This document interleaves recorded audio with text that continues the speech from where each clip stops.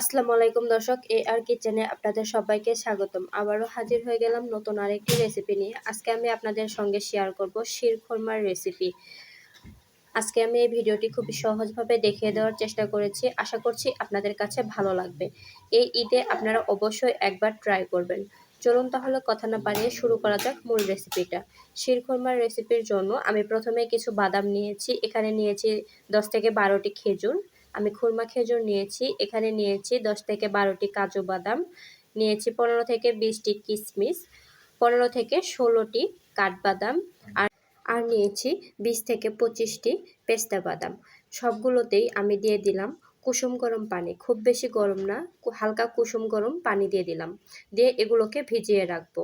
এখানে কাঠবাদাম, খেজুর আর পেস্তা বাদাম এগুলোকে আমি 10 মিনিটের জন্য ভিজিয়ে রাখবো। আর যে কাজু বাদাম আর কিশমিশ এগুলোকে ভালোভাবে ধুয়ে পরিষ্কার করে নেব। এখানে দেখতে পাচ্ছেন আমি 1 প্যাকেট লম্বা সেমাইগুলো নিয়েছি। এবার হাত দিয়ে ভেঙে নেব।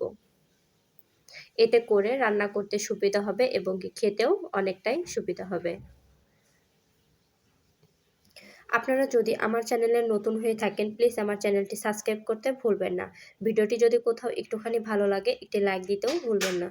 দেখতে পাচ্ছেন আমি সেমাইগুলো ভেঙে নিয়েছি। এবার চলে যাচ্ছি চুলাতে। চুলায় আমি একটি প্যান বসিয়েছি। এখানে দিয়ে দিচ্ছি 1 চা চামচ পরিমাণ ঘি।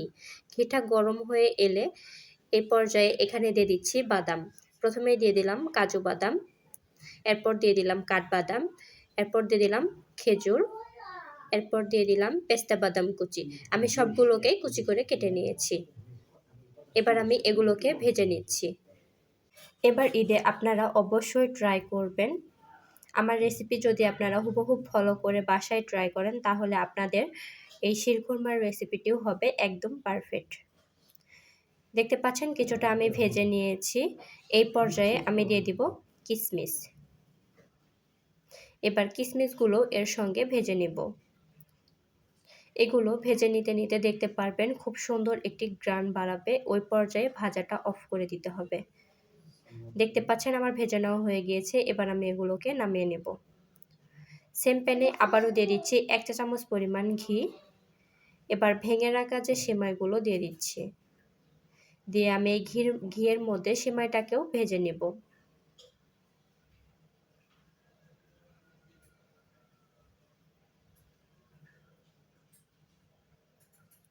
দেখতে পাচ্ছেন আমার সেমাইগুলো ভেজে নেওয়া হয়ে গিয়েছে। এ পর্যায়ে চুলা থেকে নামিয়ে রাখবো।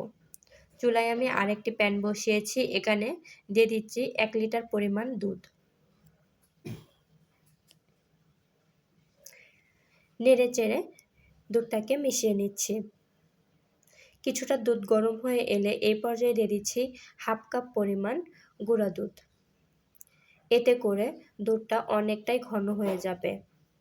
এই পর্যায়ে দিয়ে দিচ্ছি ভেজে রাখা বাদাম। ভালোভাবে নেড়েচেড়ে মিশিয়ে নিচ্ছি। এই পর্যায়ে দিয়ে দিচ্ছি 1/2 কাপ পরিমাণ চিনি।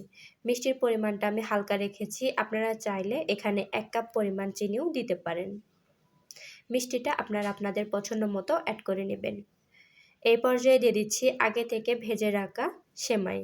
আগে থেকে জাল করে ঘন করে রাখা 1 লিটার দুধ আমি এই পর্যায়ে দিয়েছি। কোনো একটি কারণে ক্যামেরাটা অন ছিল না, এজন্য দুঃখিত, আপনাদেরকে দেখিয়ে দিতে পারি নাই। এই পর্যায়ে 15 থেকে 16 মিনিট আমি জাল করে নেব। দেখতে পাচ্ছেন 15 থেকে 16 মিনিট জাল করে নেওয়ার পর এই পর্যায়ে আছে।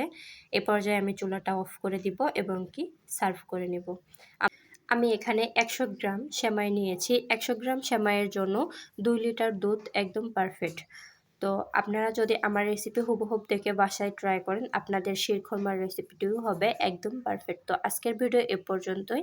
আবারও দেখা হবে পরবর্তী ভিডিওতে। এ পর্যন্ত আপনারা সবাই ভালো থাকবেন, সুস্থ থাকবেন। আল্লাহ হাফেজ। সবাই লাইক করো, কমেন্ট করো।